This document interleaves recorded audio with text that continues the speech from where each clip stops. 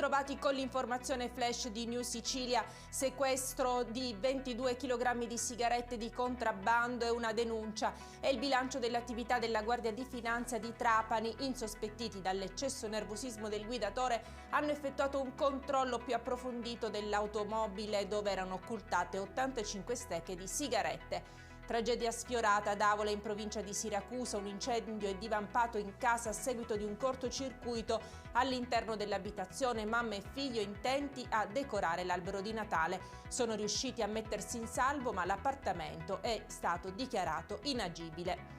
Vandali in azione alla stazione marittima di Mazara del Vallo in provincia di Trapani.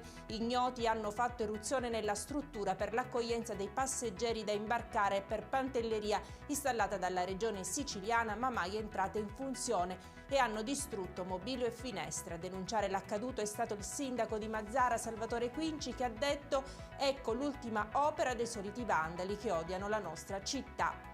Si è tenuto a Catania, in via Etnea, un presidio partecipato indetto da Spazi Sociali Catania e da Potere al Popolo per denunciare i bombardamenti della Turchia contro la popolazione curda.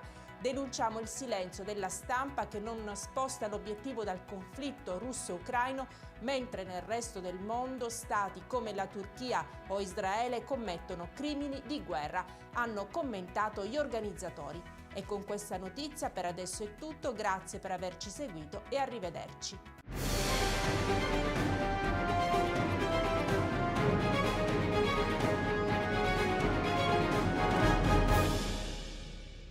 Procar, centro assistenza autorizzato BMW e Mini, adesso anche BMW Motorrad, via George Marshall 7, Mister Bianco, Catania.